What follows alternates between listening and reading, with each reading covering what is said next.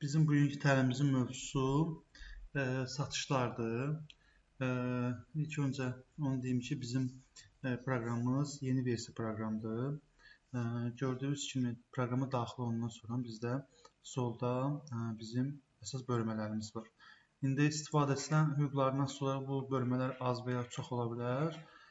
İndi satışdan danışırıqsa, satış bölməmiz satışlar hissəsində olacaq. Hansında ki, sizdə onda baxın, proqrama giriş edəcəyik. Bizdə əsas bazamız Depovet bazasıdır, gördüyünüz kimi. O baza olmayacaq sizdə.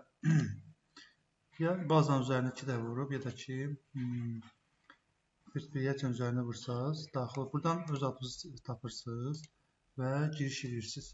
Giriş edəndə sistem sizdən heç bir şifrə istəməyəcək. Şifrəni az sonra daxil edəcəksiniz. Məsəl üçün, mən indi yeni şifrə təyin edirəm. Şifrəni təyin etdikdən sonra şifrəni para vuracaqsınız və sizin səhifə açılacaq.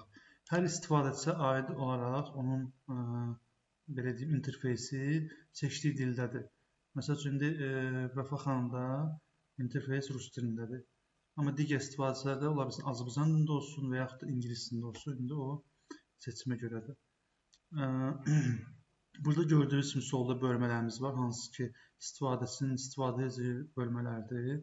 Əsas bölmədir, CRM marketing, hansı qiyməti endirimlərə baxmaq olar, müştərilərə baxmaq olar və həmçində satış bölməsində əsas iş yeri ki, harada baş verəcək, həm topdan satışlar, həm də ki, parakende satışlar bu bölmədə baş verəcək.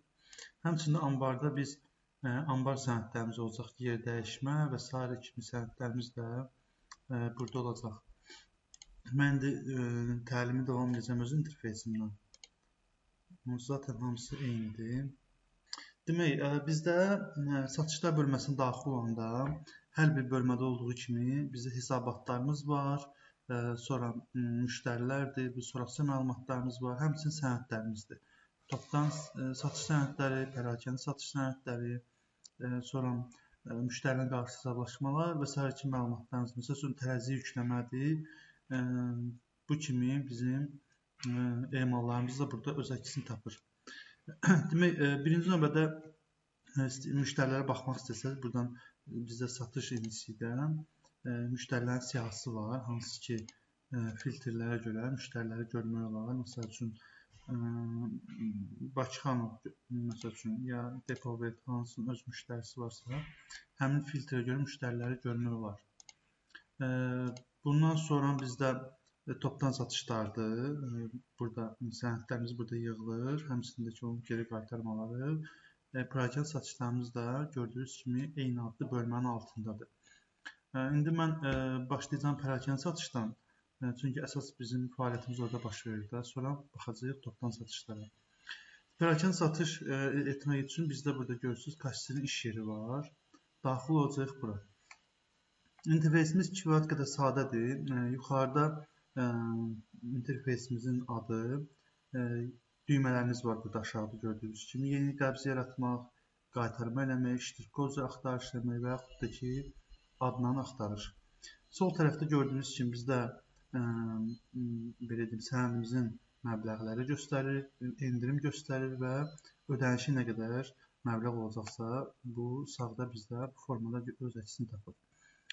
Aşağıda bizim cədvəl hissəmizdir. Cədvəl hissəmizdə malın adı, miqdarı və qiymətləri öz əksini tapır. Həmçinin endirim varsa, avtomatik bizdə hesablama burada gedəcək. İndi hamısını sizə əyani şəkildə göstərəcəm. Aşağıda düymələrimiz var, hansı ki, bizdə burada birinci düyməmizdə NK ilə əməliyyatlarda burada növbəni açmaq, məsəl üçün ödəmə etmək və yaxud da ki, vəsaitin kassadan çıxarılmasını yerinə yetirmək, həmçindəki növbəni bağlamaq kimi düymələrimiz var. Həmçində pul qutusunu aç düyməsi də var, yəni onun vasitəsilə pul qutusunu açıda bilirsiniz. Aşağıda düyməmiz, burada bizdə ola bilər ki, hər hansı bir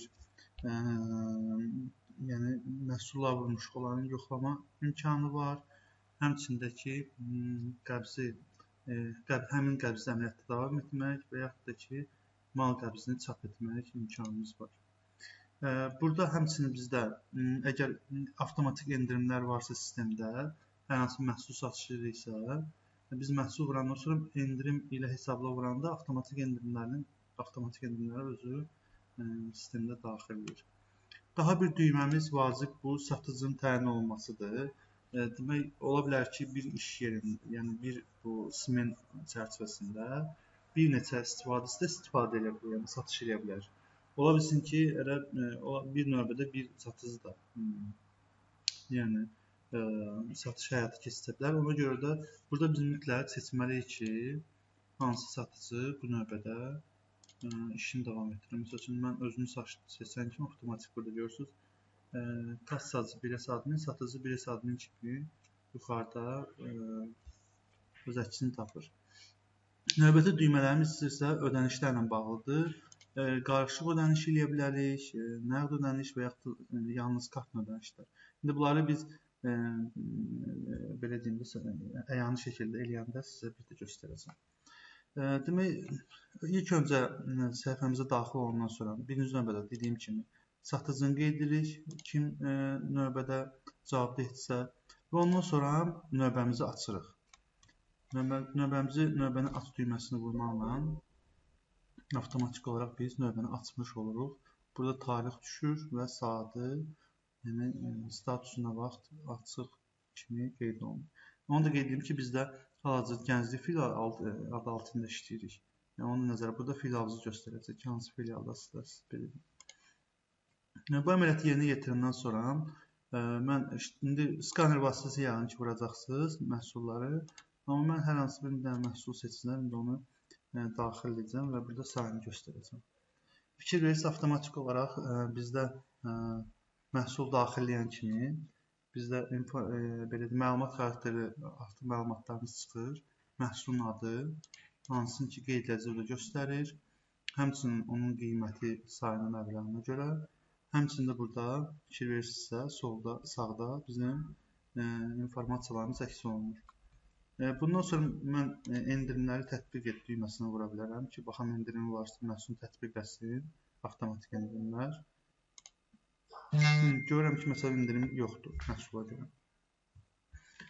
Bu prosesdə həyat keçirdikdən sonra gəlirəm ödəniş eləməyə. Dediyim kimi ödəniş var qarışıq, yəni həm kart, həm də ki, burada açsa görəcəyik. Burada biz həm nəqd ödəniş eləyə bilərik, həm də kartla ödəniş eləyə bilərik, gördüyünüz kimi. Bu düymə sırf nəqd ödəniş düyməsidir. Burada sistem başa düşür ki, ödəniş nəqd kassaya alınır və yaxud da ki, kartla ödənişimiz var ki, burada da məbləğ və kartın nömrəsi qeyd etməyə ehtiyac var. Gəlin, başlayaq birinci nəqd ödənişdən. Nəqd ödənişdə mən 10 manat yazıram, müştəri 10 manat verir və avtomatik olaraq 3 manat 50 qəpiyi gördüyünüz kimi bizim geri qaytarmamız olur. Yəni ona xırda pulu qaytarırıq, onu göstərir. Bundan sonra sadəcə qəbzi vur düyməsini vururuq. Avtomatik olaraq bizim gördüyünüz kimi düymələrimiz deaktiv oldu, yəni satış həyata keçdi. Bundan sonra yenə yeni qəbz vuracam. İndi ödəniş eləyəcəm kartla. Kartla ödəniş eləyəndə eyni qayda gəlirəm, kartla ödəniş. Burada kartın nömrəsini yazırıq, hər hansı bir rəqəmlər. Ondan sonra enter düyməsini sıxırıq. Əməliyyatı yerinə yetir. Burada bizə göstərir ki, yəni izah edir ki, yəni məlumat verir ki, siz post terminaldan ödənişi uğurla keçirə bildinizmi? Ola bilsin də məsəl üçün müştəridir, kartla ödəniş edir, amma kartın vəsaiti yoxdur, nəsə bir səbəb çıxır. Yəni bu əməliyyatı post terminal yerinə yetirənə qədər bunu belə saxlayırsınız. Nə vaxt ki, post terminal ödəniş keçdi, ondan sonra daha düyməsini vurursunuz, keçməsin net düyməsini vurursunuz. Yəni net düyməsini vursam, mən avtomatik ola bilsin kartını yox, müştəri artıq ödənişi nəqd eləmək istəyir, yəni keçirirsiniz nəqd ödənişi. Heç əməliyyatı yerinə yetir vurdum, yəni əmin oldum ki, 6 manat 50 qəpik müştəri kartını ödədi. Ondan sonra avtomatik olaraq Apply düyməsində qəbz düyməsini vururam və satışımı həyata keçirdirəm. Yenə növbəti satışımı eləyəcəm, bu dəfə qarşılıq ödəniş eləyəcəm, ona da baxaq. Yeni qəbz vurdum, məhsulunu daxillədim, sayını göstərdim, düzdür. Bundan sonra gəlirəm qarşılıq ödənişə. Qarşı ödəniş açanda məndə burada sistemdə göstərir ödəniş üçün 6.50. Nə qədər ödəyir müştəri? Məsəl üçün nəqd ödəyir 3 manat. Kartla ödəmə düşür 3 manat 50 qəpik. İndi mən 3 manat 50 qəpik əvvəlcə yəni göstərirəm sistemə ki 3.50-ni mən kartla ödəniş edirəm. Əmin olaram ki, həmin 3 manat 50 qəpik kart ödənişi olundu. Ondan sonra qəbzi vururam. Bu zaman nə baş verir? Bu zaman bizim 3 manatımız nəqd ödəniş olur, 3.50-si isə kartdan ödəniş kimi daxil olur. Bu əməliyyatları, bu demək bizim gündəlik satış prosesimizdir. Satış bu vəziyyətdə davam edəcək. Satışdan sonra bizdə geri qaytarma var. Müştəri hər hansı məhsul geri qaytarırsa, bizdə gördüyümüz kimi burada qaytarma düyməsi var. Onun üzərinə vururuq. Bir dənə də burada məsələ nədir? Biz həmin belə deyim də, smen çərçivəsində, məsəl üçün mənim smenimdir, düzdür. Həmin smen çərçivəsində mən geri qaytarmanı buradan edə bilərəm. Kassirinin işçi yerindən. Əgər yox, o qaytarma məsələn ola bilər dünənkidir və yaxud da ki bu smen bağlanıb yəni yeni gələn smenin qaytarması deyil, ondan qabaqki növbənin qaytarmasıdırsa əgər, onların hamısının geri qaytarmalarını biz satışlar bölməsinə edəcəyik, buradan edəcəyik. Amma bizim əgər növbədə aid olan satışdır, çünki burada bizə fikir verirsiniz, bizdən nə tələb edir sistem? Tələb edir ki, biz mütləq satış sənədini göstərir. Fikir verirsiniz, burada bizdə seçilmiş satdığım məhsullar avtomatik hamısı burada düşür və həmin məhsulların adını axtarış edə bilərsiniz buradan da. Bu smen üzrə bütün satılan məhsulları göstərəcək. Amma elə məhsul ola bilər ki, bu smen satılmayıbsa, geri qaytarma sistem onu başa düşür. Ona görə sizdən onun burada qaytarmasına icazə verilir bu smen çərçivəsində. İndi fərz edək ki, bizim geri qaytarmamız elə bizim növbəmizdə baş verir. Onda biz sadəcə həmin məhsulun adını axtarırıq. Ya buradan da axtara bilərsiniz kimi. Siyahıda məndə az olduğu mən hamısını görürəm də. Ona görə seçirəm ki, bu məhsulla geri qaytarma edirəm. Geri qaytarma rəsmiləşdirmə vururam. Burada görürsünüz, demək olar ki, interfeys eynidir və burada ödənişin qaytarma üsulunu göstərməliyəm artıq. Məsəl üçün, ola bilər ki, bu kartın olsun və yaxud da ki, qarşı ödəniş olsun. İndi bu sistem başa düşür ki, bu ödəniş kartla olub. Görürsünüz, 3 manat 50 qəpik bunun kartla olub. Ona görə də bizdə burada həmçində qarşı ödəniş eləməyi bizə tövsiyə edir də belə deyim. Mən də qarşı ödəniş keçirəm. Burada göstərirəm ki, bunun 3 manatı və burada göstərir. Nəqd 3 manat. 3 manat daxil edirəm. Qalanı da yenə 3.50-sini mən kartla geri qaytaracağam. Yenə də eyni əmin olaram ki, kartı qaytardım. Ödənişimi elədim. Ondan sonra kartla ödənişi həyata keçirdim. 3 manat. 3 manat göstərirəm və onu da həmçində nəqd şəkildə geri qaytardım. İndi bizim bu sənədlərimiz belə deyim, işləyirik, düzdür, gün ərzində sənədlərimiz yığılır. Onları biz hardan görə bilərik? Satışlarda bizdə çek KKM sənədləri var, görürsünüz, bu burada var. Baxın, indi mən bir dənə tarixi bugünə qoyum ki, çaşdırmasın. Demək, qoyaq bugünkü gün ki, fikir verirsiniz, 3 dənə satış eləmişdik, düzdür, və bir dənə geri qaytarma eləmişik. Hamısı burada öz əksini tapır. İndi biz belə fərz edək ki, artıq satışlarımızı bitirmişik, günün sonudur və növbəni bağlamalıyıq. Onun üçün daxil oluruq NK əməliyyatlara və növbənin bağlaması düyməsini vururuq. Bizdə avtomatik bunlar hər bir prosesdə bizi çek çıxırdı orada. Aydın məsələdir. Məndə görürsən, hər dəfə xəbərdarlıq gəlir ki, printerə məlumat göndərilir. Demək, burada bizdə nə göstərir? Bu gördüyünüz bizdə növbəni bağlayanda belə bir sənəd yaranır. Pərakənd satışları hesabat. Bunun içərisində gün ərzində elədiyimiz bütün əməliyyatlar ki, hamısı burada öz əksini tapır. Nə göstərir? Burada göstərir ki, hansı məhsulları biz satmışıq. Bu məhsuldan fikir verirsiniz, 3 dənə satmışdıq. Birin geri qaytardığına görə 2 dənə göstərir. Görürsünüz, burada bütün məlumatlar düşdü. Sonra növbəti bölmədə bizdə göstərir ödəniş nə qədər olub. Bunu da göstərir. 6 manat 50 qəpik biz ödənişləmişik sırf kartla. Əslində 3 manat 50 qəpik belə ödənişləmişdik. Amma geri qaytardığımıza görə bizdə avtomatik burada 6.50 göstərir. Və opsidə məbləğ aşağıdadır. Bunun demək 6.50-si bizim kartımızdır. Post terminala oturub 7 qalan 6 manat isə nəqdimizdir. Ona görə ümumi məbləğ 13 manat göstərir. Bunu biləsiniz. Qalan hissələr bizə önəmli deyil. Burada bizə kassa növbəsini göstərir, hansı növbə olub, məsuliyyətli şəxs kim olub, yəni bu satışları kim icra edib və s. Bu şöbə kimi məlumatlar göstərir.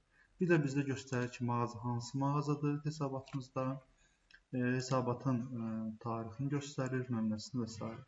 Bu əməliyyatları əmin olunursun ki, bizdə düzdür, yəni əksər hallarda düz olur, yəni burada problem olmur. Biz tətbiq et və bağlan düyməsini vururuq.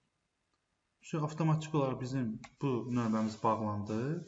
Növbəti növbə öz işini başlayan növbənin aç düyməsini vuracaq. Eyni proses bir təkrarlanacaq.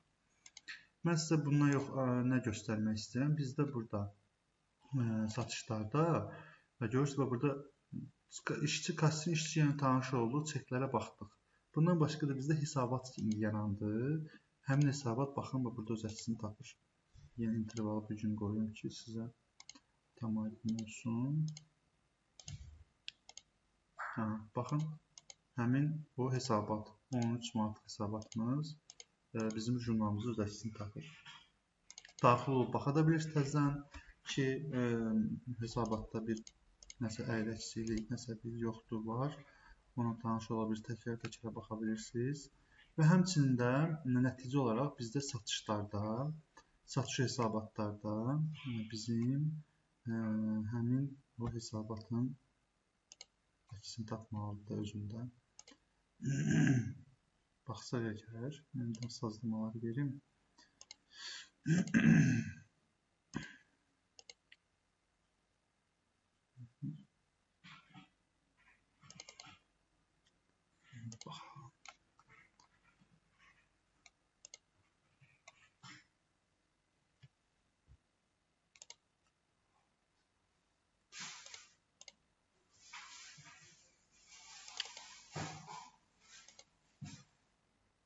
Və fikir verirsinizsə burada bizdə ayın tarixini gəlmək, yəni bugünkü günü qoyaq. Tak.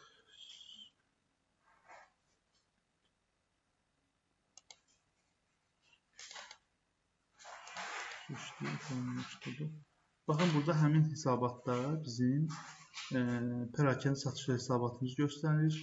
Məbləğimiz 13 manat idi. İndi bu may dəyər ay bağlanmalıdır. Ondan sonra bizim rentablimiz burada göstərəcək. Öz əksini tapacaq.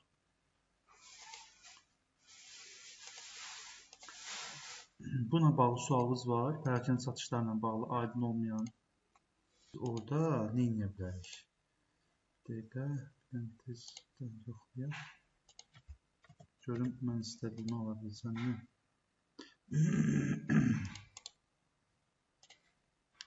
Tamam.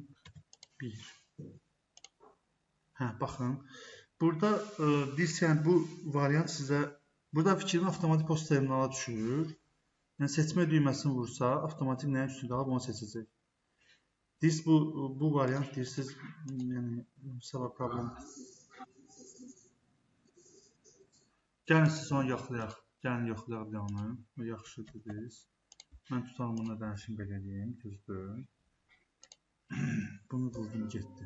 İndi bir dənə yeni qəbz edeyim. Siz deyən variantı yoxlayaq, görək. Siz deyən əgər üstündə qalırsa, yox qalmır fikirləsə, yenə birincinin üzərində qalır. Belə problem yaradar, yoxsa?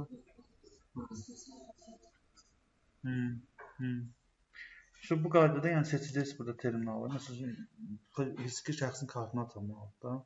Onda yenə bunu seçəcəksiniz. Burada kartın nömrəsini bunu avtomatik əllə dolar. Ödəniş edəcəksiniz və qəbzi vuracaqsınız. Bu formada baş verəcək. Okey. Bəli. 13 manatsa okey, düzdür. Siz burada bu əməliyyatı yerinə yetirəndən sonra biz burada elə bir ki kassama daxil orada işləyəcəyik də, düzdür. Biz burada NK kassadan daxil olmağı işləyəcəyik. Kassanı göstərəcəyik ki, məsəl üçün Bu bizdə gənclik idi, düzdürmü? Gənclik burada. Kassalar yaratmışsınız. Mən gördüm. Yox, göstərəcəyim tamam. Mən də hansı kassaya göndərim, onu göstərirəm burada. Ha, var. De gördüm gənclik. Okay, seçdi gənclik. NK kassası da burada gənclik, düzdür? Ha. Prosta bunun əvvəlcə gərək hesabatdan biz baxaq ki, görək həmin kassada nə qədər pul var. Yəni belə baxaq. Xəzinədarlıqdan, pul vəsaitlərin cədvəlində mən birdən böyük düşünə qoyum.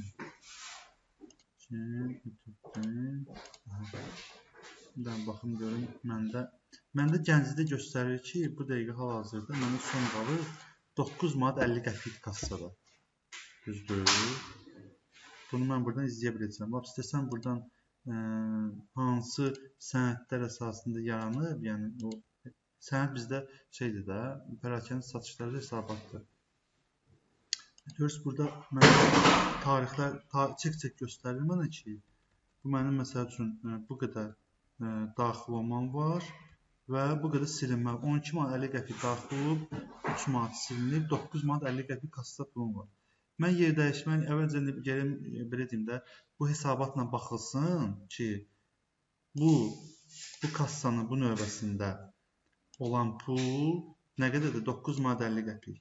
Və siz nə qədər mədaxilirsiniz, məsəl üçün, kassaya mədaxil olur 8 manat, məsəl üçün 50 qəpik, düzdür? Avtomatik burada bizə nə yaranır? Bunu keçsin, baxaq. Avtomatik burada bizdə 1 manat fərq yaranır, görürsünüz burada. 8 manat 50 qəpik. Burada fikrim 1 manat qaldı bizdə, fərq kimi.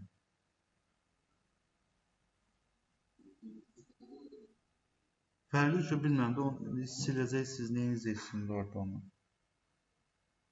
Siz adətən necə edirsiniz? İndiki variant necə edirsiniz? Məsələn, əsas, belə deyim də, NK kassasında eyni vəziyyətdir.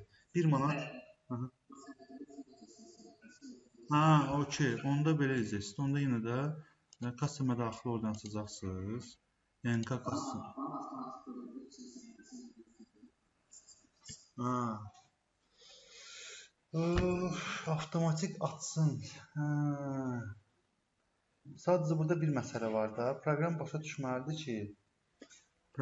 düşməlidir ki, orada kəsr kassası hamısı ayrı-ayrıdır. Hər belə deyim də, mağazanın özünün ayrı.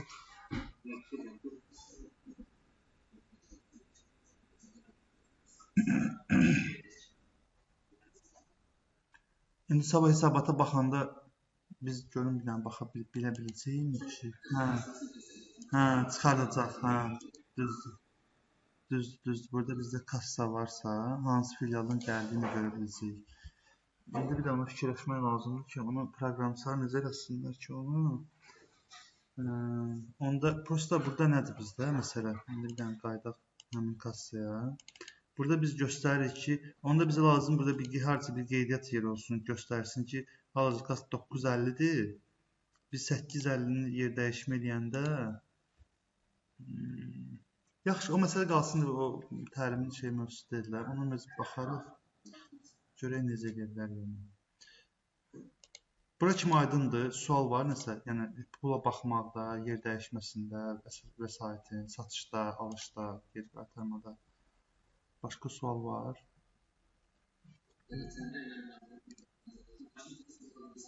Ha, bəli, bəli.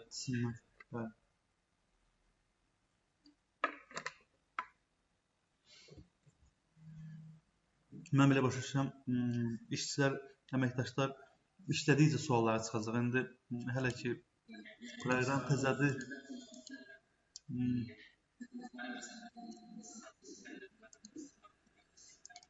Qiymət dəyişimi mümkün deyil. Yəni qiymət dəyişimi endirim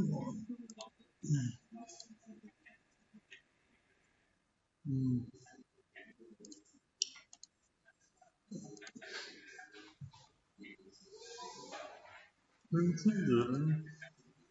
Bəli, mümkündür endirim vermək. Biz prosta, yəni baxın, biz əllə endirimləri bağlamışıq. Okey, indi gəlin bir dənə belə yoxlayayım mən. Satışlar.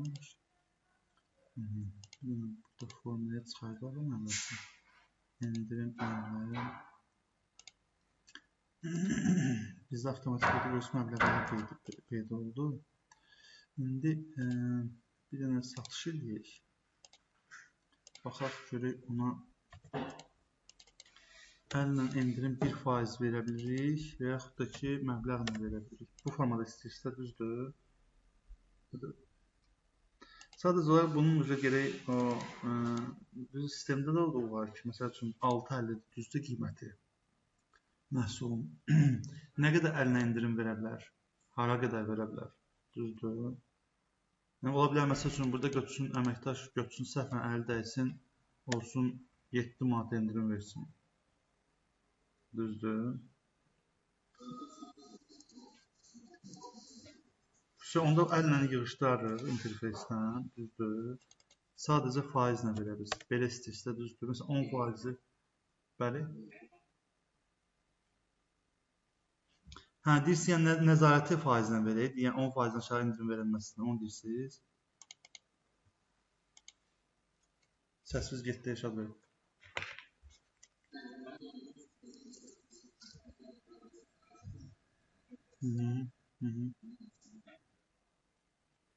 Hə, başa 6.50 qiyməti olan məhsul 6 manata sata bilir. Hə.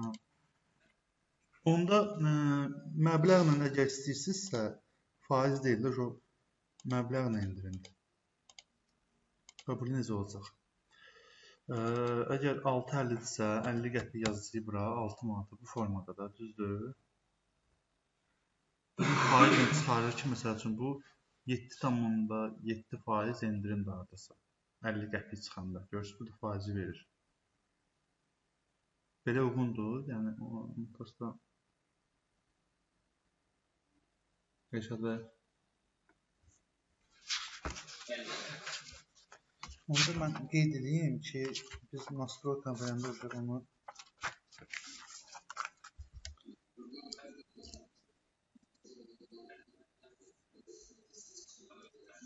Hə, bəli, o rahatdır. Yəni, buradan biz istəsək xidmətdən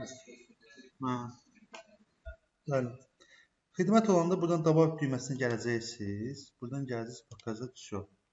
Pakaza düşüyorda bizdə avtomatik olaraq bütün məhsullarımız çıxır buradan. Burada xidmətlər var, papkası görürsünüzlər. Alınan xidmət, satılan xidmət. Bu satılan xidmətdə burada bizdə bütün satılan xidmətlər hamısı buradadır. Məsələn, diş çəkimi. İndi bu qiymət quraşdırılmayıb ona. Buna qiymət quraşdırma sata bilməyəcək də belə. Yəni, avtomatik qiymət okey. Gəlin onda belə eləyək. Volt da eyni qayda vurulacaq. Orada post terminal ödəniş işləndə volt çıxacaq burada.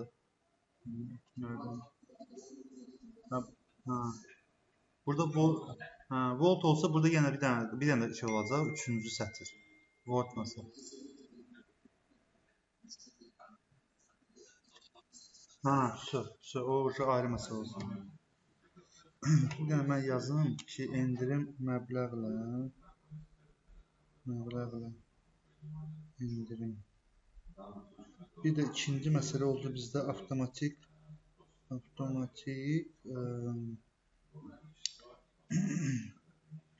əksiklərin kassaya mədaxili.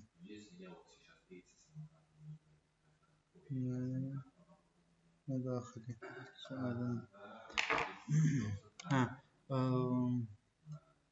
Biz dedik ki, xidmətlə bağlı. Dabaq düyməsini vurduq, pakaza düşə vurduq. Dediniz, nə var burada? Bu? Okey. Avtomatik, burada fikrin qiyməti də gəlir.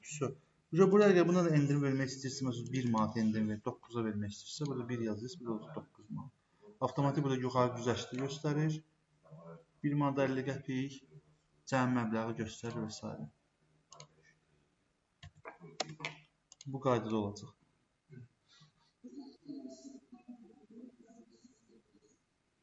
Burada da ki, bəli, belə bir fikir versin, mən şeylə keçdikcə məhsulun adı çıxır, ona aid endirimi çıxır, son məbləği çıxır.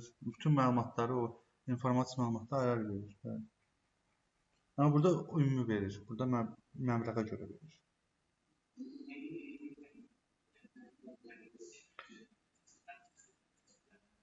Yaxşı sualdır. Gəlin silək, təzədən bir düşünək. Əslində inanmıram elə bir şey. Bir dənə baxacaq mı? Yoxdur, problem yox. Diş çəkimi düzdür. Bax, diş çəkimi. Bu. Bir dənə okey. Prosta burada endirimlər, avtomatik endirimləri biz verə bilərik də. Əllə endirim axı adından məlumdur, əllə endirim. Hə, sənin ümumi məbləğin endirim yoxdur. Bu birisi də bu məsələ biraz verdiyimdə müşkül məsələdir. Çünki o sətir-sətir formalaşır deyənə məbləğ. Endirim də eyni cür olmalıdır. Yəni, əgər əllə endirim üçün söhbət gedirsə. Avtomatik endirim özü şey deyir. Yəni, məsələn, bu məhsul bizə endirim quraşdırsa, məsələn, 10%. Bunu vuran kimi avtomatik bu endirimləri mənim gətirib doldurur. Ehtiyac qalmır şeyə. Bilirsinizsə.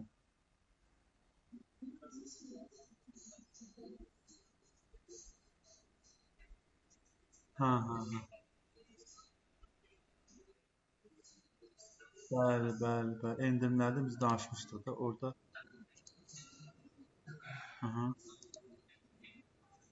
Bəli, tək verirsiniz.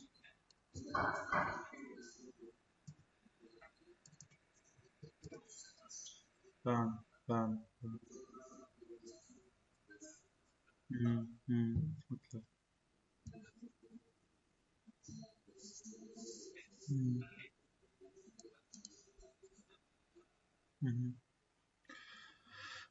Bu qədər. Burada başqa məncə sual varsa yenə versinlər əməkdaşlar. Yoxsa keçəyim, nə bilim, topdan satışlara baxaq.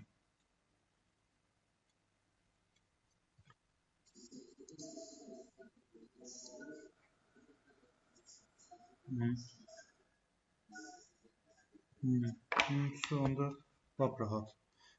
Topdan satışlar yenə də satışlar bölməmizdədir. Burada görürsünüz bizdə sənədlər var, topdan satış sənədləri. Burada var sifarişlər var, bir də var satış sənədləri. Sifariş aydın məsələdir ki, bu nə bilim hər hansı bir telefon zəngi ilə, saytdan və yaxud da digər vasitə ilə sifariş verir. Ya da müştəri olur da gəlir deyir, məsəl üçün apteklərdə daha çox var bu son vaxtlar. Məsələn, hər hansı bir dərman yoxdur. Müştəri deyir ki, hə, siz gətirin, mən gəlib götürəcəm. Ona görə sifariş yaza bilərsiniz. Hər hansı bir müştərinin adına. İndi əslində bizdə əsas olacaq pərakəndə satışlarda aydın məsələdir ki, topdan satışlar işlənəcək yerində. Onun üçün biz daxil olacaq satışlardan satış sənədlərinə. Buradan yaratmaq düyməsində bizdə olacaq riyazi taahhüdçülük sənədi görürsünüz var. Açacağıq onu və başlayacaq topdan satışımızı həyata keçirməyə. Burada mütləq bizə açılan səhifədə görürsünüz, birinci əsas bölməsidir, sonra mallar, sonra əlavə bölməsi var. Birinci növbədə biz mütləq müştərinin məlumatlarını doldurmalıyıq. Məsələn, bu kimdir? Adını doldurduq. Avtomatik razılaşması da olur. Əməliyyat qalır olduğu kimi. Anbar, avtomatik gənclik anbarında işlədiyimə görə avtomatik gənclik anbarda olur. Digər məlumatlar informasiya xarakteri daşıyır, onları biz dəymirik. Sonra keçirik mallar bölməsinə. Mallar bölməsində biz sənədimizə malları ştrik kodla, barkod oxuyucuyla doldura bilərik, ştrik kod vasitəsilə və yaxud da dabaq düyməsini vura bilərik. Burada eyni məhsul çıxacaq. Və yaxud da ki, doldur düyməsindən malları seç. Yəni, əgər məhsullarımız çoxdursa ki, hansı bir dabaq eləmək istəyən narahat ola bilər. Onda siz belə bir səhifəyə düşürsünüz. Padbor hissəsindən. Burada bizdə fikir verirsə solda filtrlərimiz işə düşür. Biz istəsək, məsəl üçün, bu mal və ya xidmətə görə baxa bilərik məhsullara. Qalçın üçün hamısını göstərəcək. Həm xidmət, həm məhsul bir yerdə. Və yaxud istəsək belə bir iyarxiyamız da var, papkalara görə. Görürsünüz, burada papkalarımız var, içində məhsullarımız var. Sol tərəfdə isə göstərir məhsulun adını, artiklını, qiymətini və mövcudluğunu. Mütləq məhsul mövcud olmalıdır ki, biz onun satışını həyata keçirə bilək. İndi mən hər hansı bir məhsul seçəcəm. Axtarış da, məsəl üçün, burada yenə axtarış da edə bilərik hər hansı bir məhsulu. Məsəl üçün, mail axtarın. Enter. Avtomatik şəkildə məhsul tapır. Amma onu deyim sizə ki, əgər bu qovluqda qalçıqa varsa burada, o ancaq qovluğun içini axtarır. Qalçını götürsək, hamısını axtarır. Fikir harada ki, mail sözü var və mail, məsəl üçün, burada mail görürsünüz, hamısına görə axtarış edir. Mən, məsəl üçün, birini seçim yoxdur. Avtomatik məhsul tapıb seçəndən sonra dolur bura, miqdarını göstərir, qiymətini və s. İstəsəm burada miqdarı korrektor edib növbəti məhsul seçə bilərəm. O da gəldi olacaq. Onu da eyni qayda seçə bilərəm. Burada məbləğ və s. hamısını göstərir. Belə deyim, seçimi eləyib, bu elə bir növ bizim səbətimizdir. Səbəti doldurandan sonra sənədə köçür düyməsini vuranda avtomatik hamısı qiyməti ilə adını gəlib dolur. İndi burada məsəl üçün məhsul var ki, birinci əlinə qeyd daxilləmişdim. Onu görürsünüz, burada olduğu kimi saxladı və digərlərini doldurdu. İndi mən bilirəm, bu məhsuldan bilirəm qalıqlar yoxdur. Bunları pozacağım sənəddən ki, mən sənədi keçirə bilim. Burada başqa bir şey qalmadı. Əlavə düyməsində hissəsində bizdə menecerin adıdır, şöbədir və s. ki, məlumatlar əks olunur. Bu sənədlər işləyəndən sonra, bütün məlumatlar aldıqdan sonra tətbiq bağlı düyməsini vururuq və avtomatik sənədimizi keçiririk. Gördüyünüz sənəd yarandı. Müştərinin adını burada göstərir. Hansı filial satış eləyib, şöbə nədir, qiyməti nədir və s. Bütün məlumatlar burada olur. Və həmçində bu məlumatları biz gəlib hesabatımızda baxa bilərik.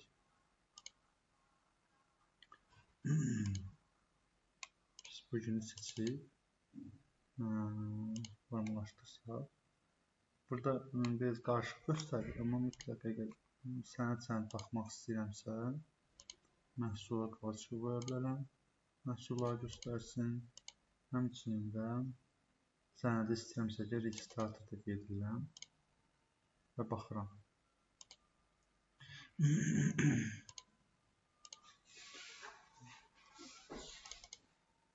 Registratorum.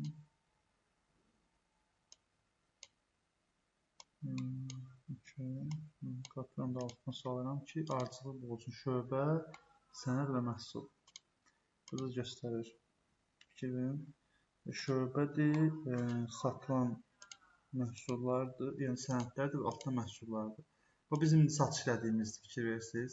Mal xidmətlərin satışı. Daha doğrusu burada üzr istəyirəm. Sənəd ayın tarixi 18-6-cı ay. Və həmin məhsul, hansı məhsul satmışam, onun barədə məlumatlar burada öz əksini tapır. Bu da qabağında artikeldir. Hesabatlarla bağlı geniş videomuz var. Orada siz necə sazlama eləyə bilərsiniz. Məsəl üçün, nomenklatüranın qabağında nə çıxsın, hansı məlumatlar göstərsin. Məsəl üçün, burada artikel əgər istəmirsə göstərməyin, artikel üçün burada göz artikel var. İstəmirsə, onları yığışdıra bilərsiniz. Rahat özünüzə hesabı düzəldə bilərsiniz. Bu qədər. İndi satışımızı elədik. Bundan başqa sonra bizdə geri qaytarma işləyə bilərik.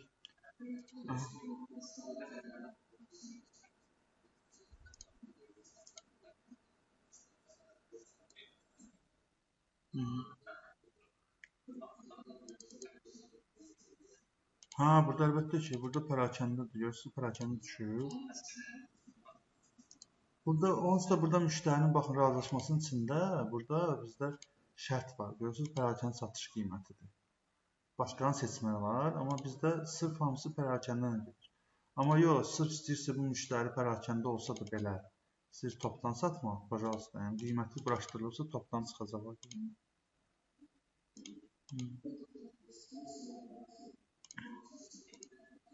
Sifarişi yaradaq.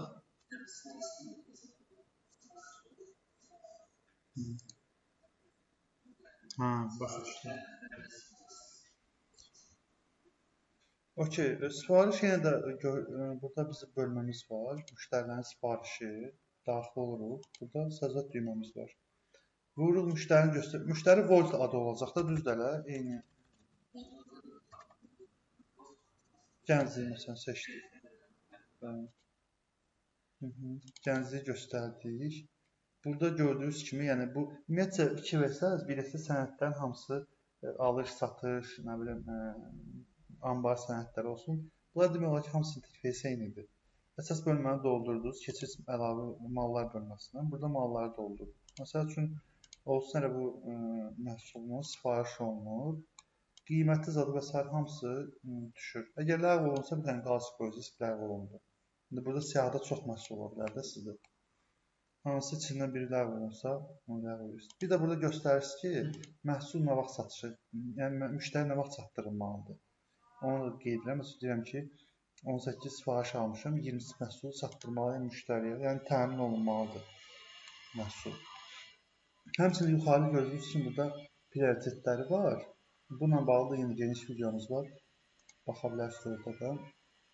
Buna görə sənədin rəngi dəyişir. Sol yolunda sarı olur, nisk yolunda boz rəngdə olur. Ortada öz rəngində olur. Məsəl üçün, gəlin bir sol qoyaq, kəsitə sənədimizi.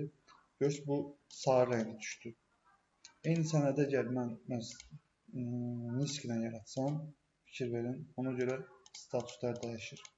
Rənglər dəyişir, daha doğrusu statusa görə. Hadisini yaratsam sadəcə olaraq, onda bir başqa rəngdə olacaq. Adi ağ rəngdə olacaq. Dəyişmədim onu deyirsən, dəyişdim.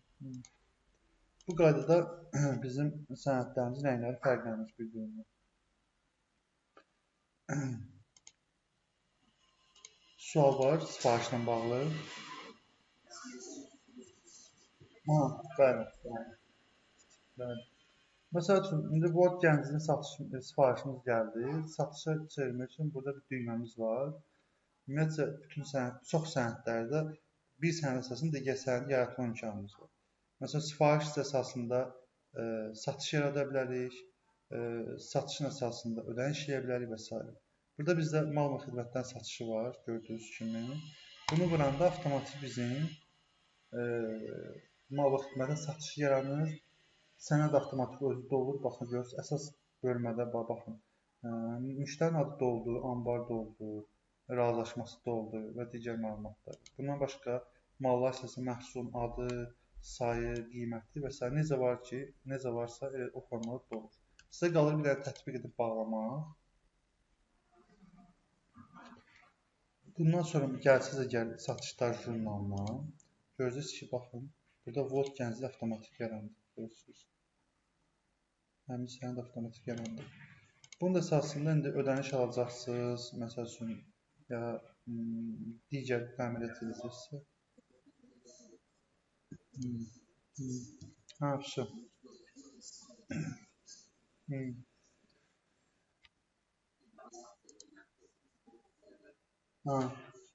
Bəli. Məsəl üçün, nəqd ödənişdir adam, düzdür? Posterlə. Burada var. Yox, eləyə bilər. Həm nəqd eləyə bilər. Bu nəqddir. Xəzinə mədaxil orderi. Burada kassanı göstərəcək öz kassasını. Qalan heç şey dəyməyəcək. Çünki bütün məbləğdir, hansı sənəd əsasında ödəniş olunur, avtomatik düşür. Bir dənə tətbiq edib bağlama vuracaqsınız, hazırdır. Bunu isə gəlin post terminal ödəyək. Post terminal ödəyəndə burada bizdə ekvivalent operasiya var, gördüyünüz kimi. Vuracaqsınız onun üzərinə. Burada terminal göstərəcəksiniz, hansı terminal ödəniş olur. Kapital post terminal. Kartın nömrəsini yenə də yazacaqsınız. Başqa heç bir şey eləmirsiniz. Və ödənişini edəcəksiniz. Bu qaydada baş verəcək. Aydındır. Bəli. Baxmaq istəyirsiniz. Bəli.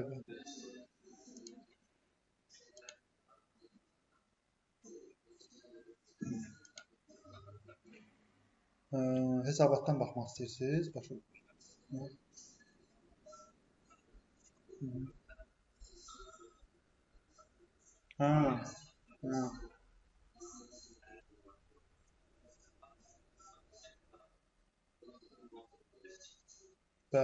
Onun üçün nə edəcəksiniz?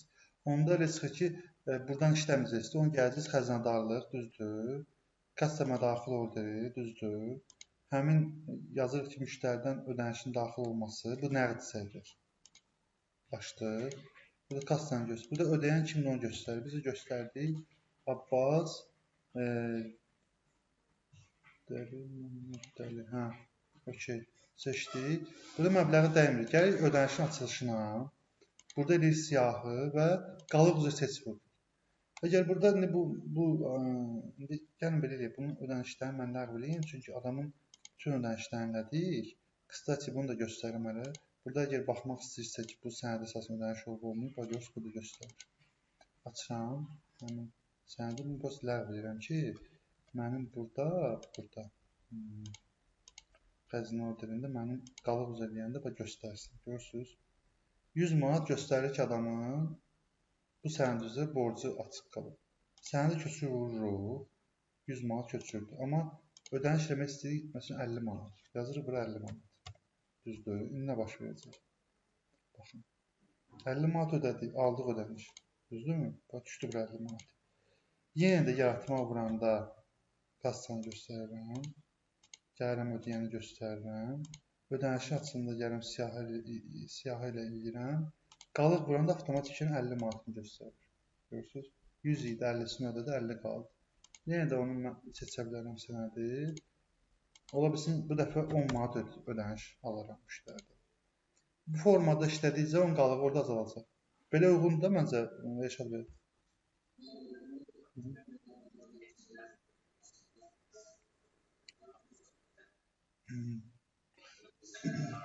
Söz. Problem yoxdur, onu deyək. Verməmiş. Yox, verməmiş.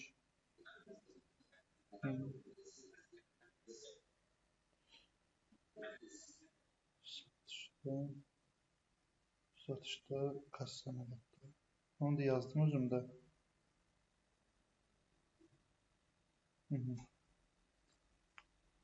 Bunun tamamlandı əməliyyatımız, yoxsa yeni nəsə var bizdə? Göstəriləsi əməkdaşlara.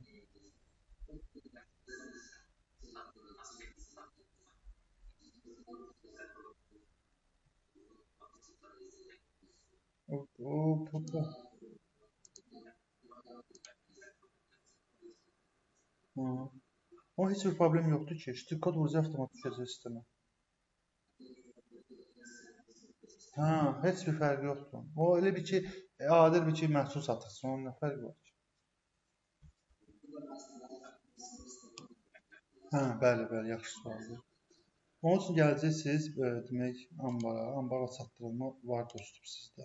Baxın, ambara çatdırılma. Burada açot ambar hesabatlarımız var. Mən özümdən az-bizini göstərim. Ambardakı mallar cədvəl.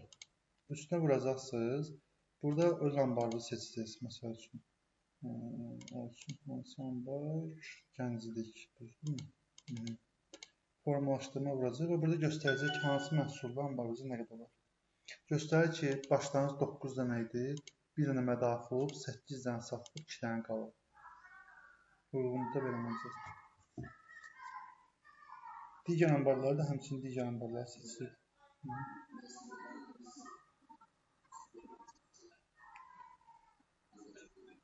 Yox, stokda olanları göstərir, olmayan göstərmir.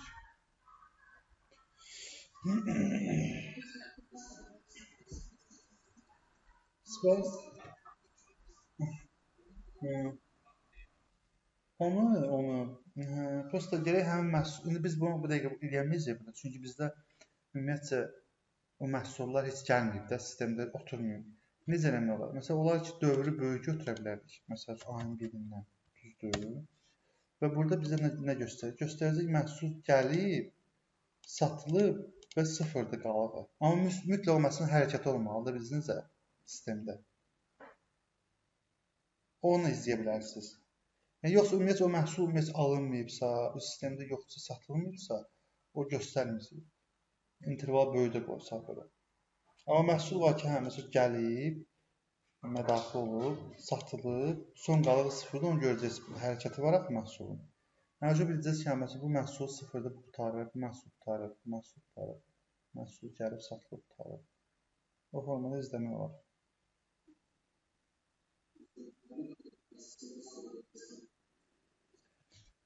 Hə.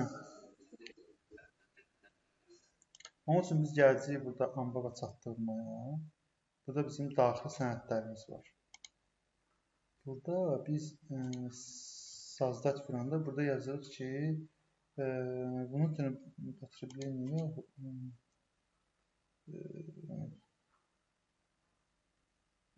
bizə uyğun bir sənəd. Çox gedəcək. O sənədi axtarır, uyğunlaşdırma lazım. Okey.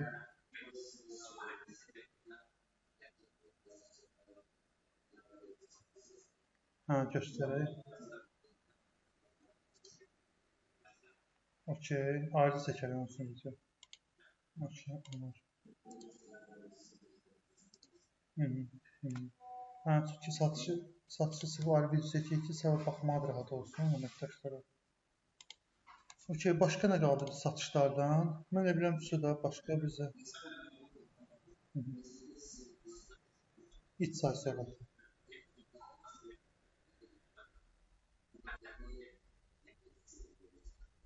Başa düşdüm. Onu biz topdan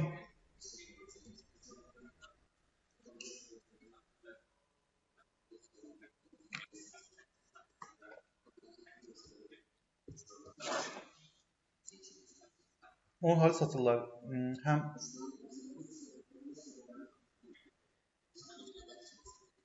başa düşməz. Topdan satışda yoxsa perakende satışı?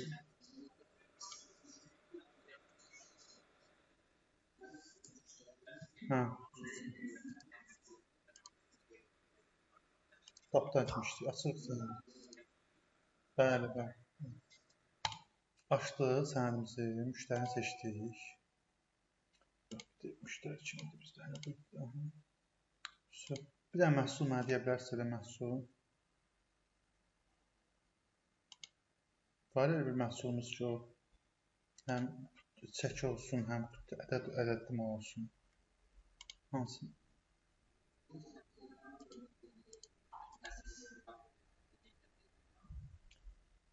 Durantal məsəl üçün. Durantal bu gedər birincisi, uyğundur. Burada məsələn 4 kiloqramlıq var. Baxın, belə bunu var. Qutu da var, ədəd də var. Bu çeynəndir. Bu ədədli maldır. Gəlin çəkin onu tapaq. 35 kiloqram desən bu olacaq. Baxın. Yox, bu da ədəddir.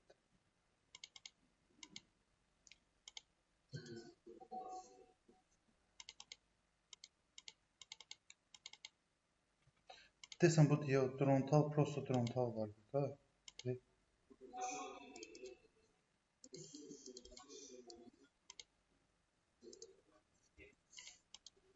Başa düşdüm. Onda hansıdır bu? Çox. Bəlkə budur. Buna baxın. Gəlin okey də özümüz bir dənəsini yaradaq da nə olacaq ki.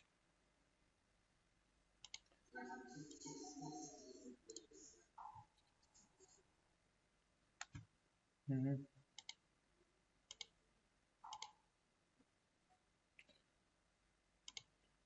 Hı, 35 kilogram pasif.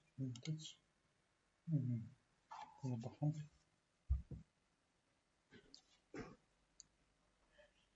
Düzdür 90 azayın çıxdı.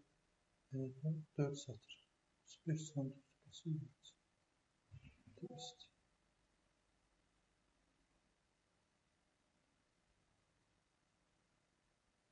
90 ədəd. 4 kiloqramlıq mən başa düşdüm 90 ədəddir. Bir baxın. 4 kiloqramlıq bu ədədçisi var. 24 ədəddir. 90 manat demək istəyir. Okey. Başa düşdüm. Bilmirəm. Səsi mən dəqiq.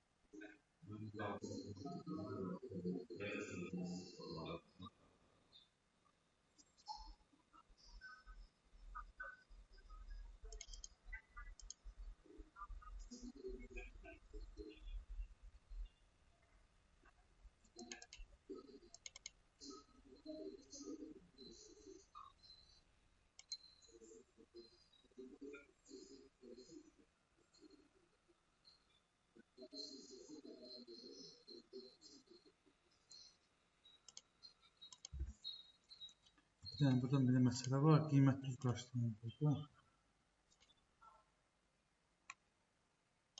Hemen tezinin qiymətini baxın.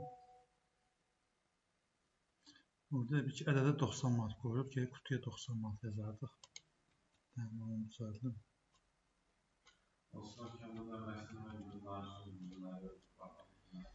Burada demək göz ədəddir görürsünüz. Bunu dəyişmək lazımdır qutuya. Onu da qutu düzdür. Sonra değil. Qutu 82 manata qutusuzdur.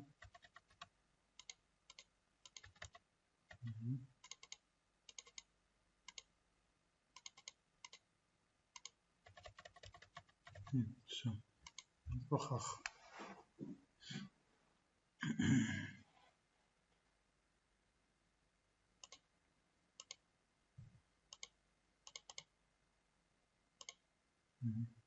Gördünüz burada bir ədədi 3 manat 75 qəpiyə düşür. Qutuya dəyişəndə olacaq 90 manat. Aydındır.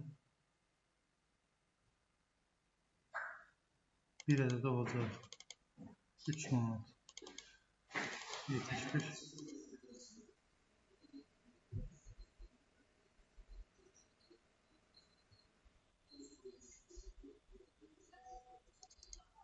Onda gərək bu qiyməti ləğv olunsun buradan. 4 manat yazsınlar. Bu belə olur.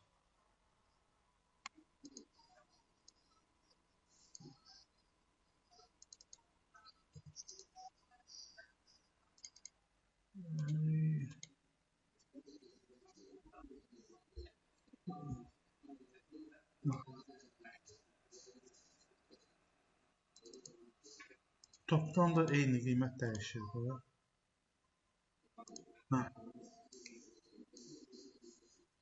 Hə, okey. Gəlin baxaq, görək orada necə özünü qoyur. Məsəl üçün, seçdiyi məhsul düzdür. Bir ədəd düşdü 3 manat 42 qəpiyə. Bir də mən bu ədədini çıxardım.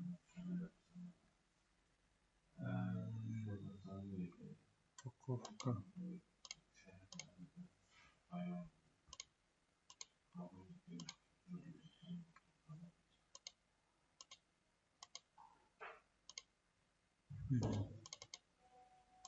Burada göstərebilirsiniz. Gördünüz. Problem var burada. Mən tam anlayamadım. Yəni ədəd göstərəndə qutu göstərəndə bizdə ədəd göstərir 3 manat 42 qəpik çıxır. Düzdür. Onu qutuya dəyişəndə onun da qiyməti avtomatik dəyişir.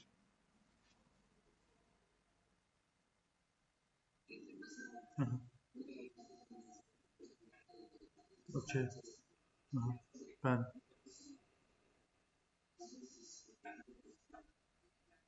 Bəli.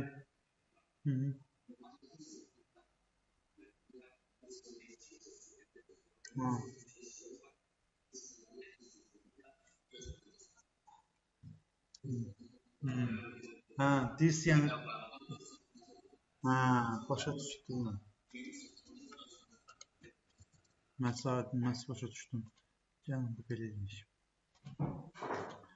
Bir dəqiqə məsələn eləyəcəm bir dəqiqə.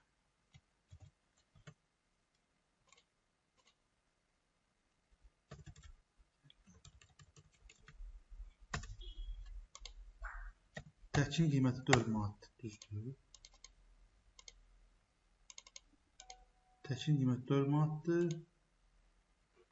Bunu seçdik. İndi gəlin baxaq.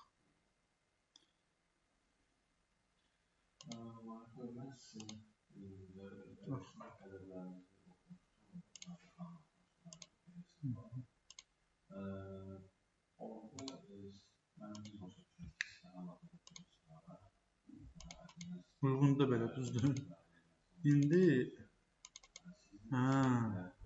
bunun üçün fərqi yoxdur. Bu Qiymət nə quraşdırdıqsa onu da götürür.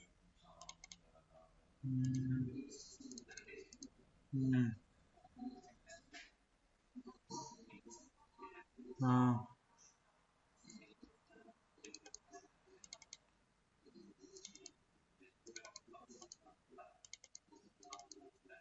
belə eləyə bilər.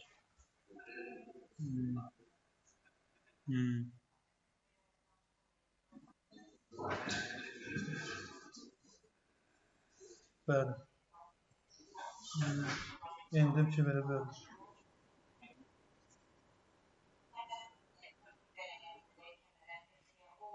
Onda bəli. Onun üçün biz endirimləri quraşdıranda okey, indi o məsələyə biz özümüz baxarıq, necə endirim verək.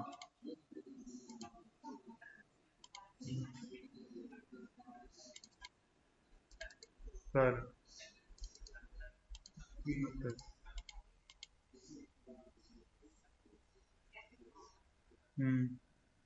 Bəli.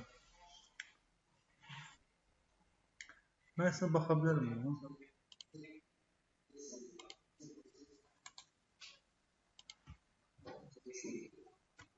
T206.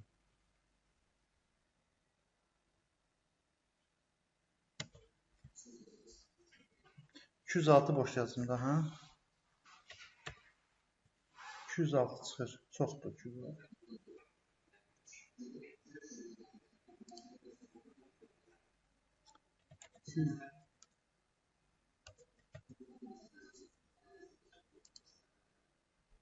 Budur.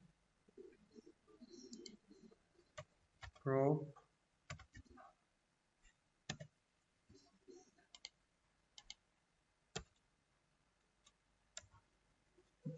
Mən də səhv yazıram. Ha, çıxdı. Peki adı WhatsApp atası mənə, mən kopyalayım, vurum sistemi.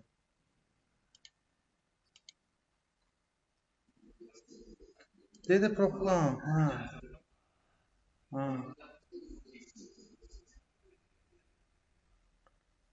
T neçə? 1658. Hə, gördüm. Söz. Bunu seçəcəm. Aha.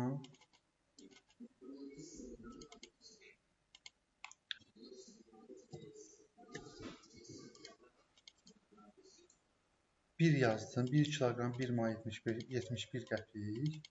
Amma ədədlə 11 manat 94 qəpik. Düzdür bu rəqəm. Rəqəm bilmirəm, səhvdir. Amma fikir verin, kiloqramı çevirəndə o başa düşür neçə kilodur. Bölür onu.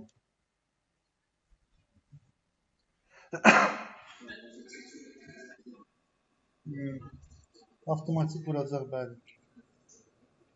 Məsəl üçün 200 qram düşəcək. Məsəl üçün 200 ya 235. Bu avtomatik hesablayıcı.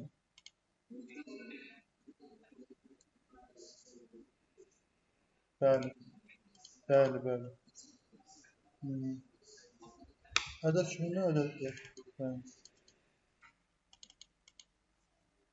11 manat 94 qəpik.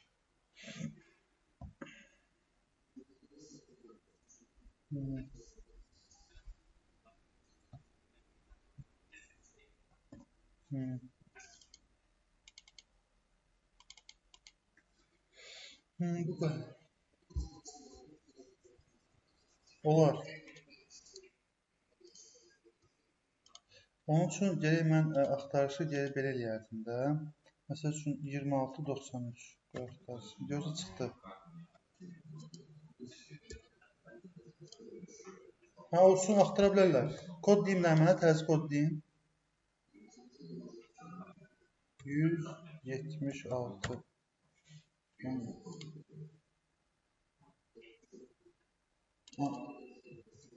Biz axı buraya şey yazmışıq. Fikir verin. Biz burada tərəzi kod ismində yoxdur. Bu nəyi seçdik biz? Bu görsün 11.7. Ha, bu artikeldir. Ay, üzr istəyirəm. Mənəm tərzi kod. Bir dəqiqə. Ha, deyirəm axı. Bu artikel ümumiyyətlə yığışdıra bildim. Bizə lazım deyil ki, artikel. Yoxsa ha, tərzi kodu var da burada. Ha, mən deyirəm axı, mən yazan kimi nə yaxşı çıxdı. Ha, din kodunu.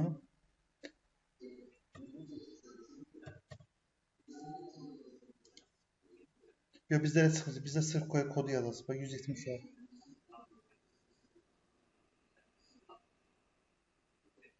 Ha, başa düşdüm mən sizi. Elə olar.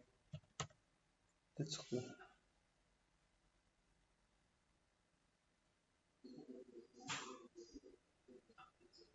Kodla da axtara bilərsiniz adına. Məsəl üçün, gəlin bax bir dənə məsəl üçün buraya yazım 52. Tərzi kod 52 var orada. Düzü prosta burada çoxda 52, hamısı yarımçı da olur. Burada 52 də var. Bu hamısını axtarır da elə. Hə, T52 məsəl üçün.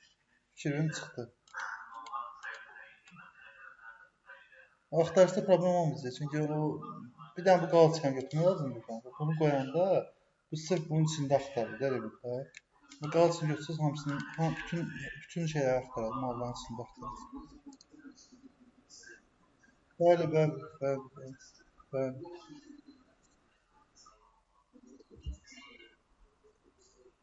Tərəzini? Bəli. Bu satışlarda bizdə burada görürsünüz, Vuguska versi var. Görürsünüz bunu.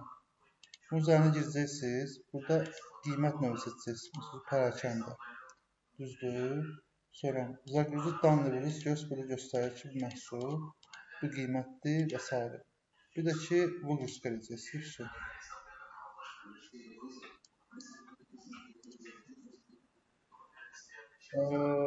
Məncə hərəsi öz ayrı eləməlidir. Bəli, hamısı ayrı. Bəli.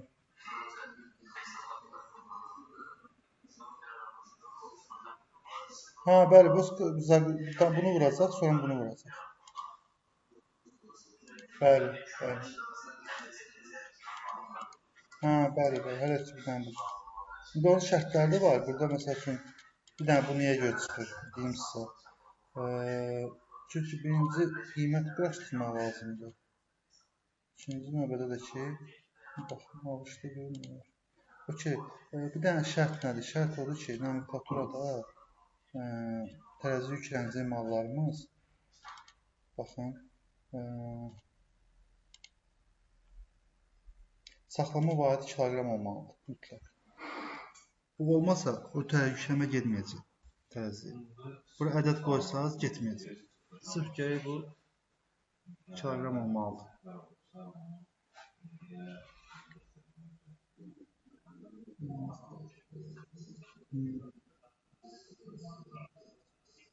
İştirik kodda baxın, məsələn, bu tərzi kod düzdür. Bu kodu bax burada yazılır. Görürsünüz, bu kodu düşür bura. Görürsünüz. Bax burada kod var. Hə. Bu kodu uzaqbaşı mən sonra siz belə verin. Mən onu sonra bu kodda dəyişdirərəm. Məsələn, 270 yazsam bura gəlməm. Bura 270 yazsam. Avtomatik bu kodu 270 ilə çıxacaq. Yəni hər şey buradan asılıdır. Bunu bir başa düşürəm. Narahat olma, o kod məsələsi rahatdır. Onu həll edir. Əsas odur ki, bu siyahıya çıxmaq üçün burada kod olmalıdır. Burada fikir verin, yükləyəndə bunun kodu çıxır. Görürsünüz, bax. 3299 görürsünüz, bunun kodudur. Əgər mən gəlsəm məhsulun içərisinə, baxacam iştirik kodu, görürsünüz, 3299 görürsünüz. Onu götürəcəm, belə deyəcəm də, elə bilirəm. 0270 yazacağım, все. Avtomatik mənim kodum, indi bir dənə təzədən işləm verək. 270 oldu, gördünüz.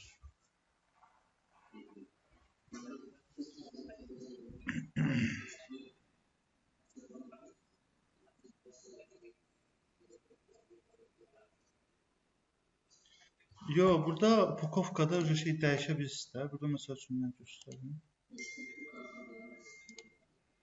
Yox, razıyam sizinlə. Burada Pukovka seçib, burada fərdi dəst, düzdür, ya da ki, fərdi dəst yaradar, yaxşı olsun. Burada məsəl üçün yaratmaq olar da. olsun bu ədəd. Bir ədəd neçə kiloqramdır? 10 kiloqram məsəl üçün. Düzdür? Yüksün. Bu qayda yaradacaqsınız. Ştrik kod məsələsində də ştrik kodda da burada göstərəcək ki, bu bunun ədədidir. Ədədin ştrik kodudur. Məsəl üçün 21, nə bilim 21 551 məsəl üçün belə bir şey yazdıq. Bu belə olacaq. Bu onun kiloqramın şeysidir, barkodudur. Bu da bunun kutusunun barkodudur. Ədədin və kutunun fərqi yoxdur.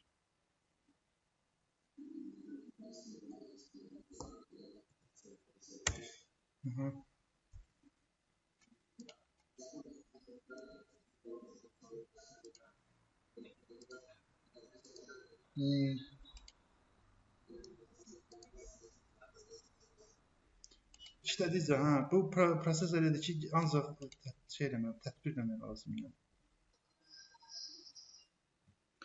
Orada sizə qadir seçim listəsində bir dənə göstərim sizə. Elə bir ki, məsəl üçün açıqdır. Seçim. Təzədən göstərim o hissəsini. Məsəl üçün də kart nömrəni işləmək istəyir müştəri. Seçdik, məbləğ qarşı ödənişlik. Bəli. Ona görə bizdə məsəl üçün 5-ini deyir kart nömrəsən düzdür. Sanki onun 1.50-si nəqdir. Burada göz yazır ki, kart ödəmək 5.50 düzdür. Biz də kart ödəniş düyməsini basırıq. Post terminalı seçdik. Bura kart nömrəsini yazdıq. Burada fikirlərin bizdən soruşur. Əməliyyat uğurla yerinə yetirildi ya yox, 5 manat. Siz də əgər görsəz ki, ödəniş edə bilmir müştəri, onda bunu net vuracaqsınız. Düz başa düşmədin?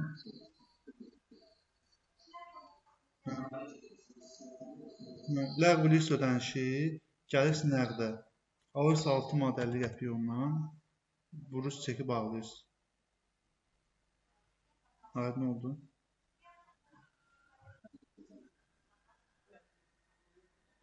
Yəni o post terminal keçməyənə qədər sistem sizdən gözləyir cavabda. Yəni siz eləyə bilirsiniz əməliyyatı yoxsa, bəli post terminalı ödəniş keçdisə, onda daha düyməsini vurub davam edirsiniz.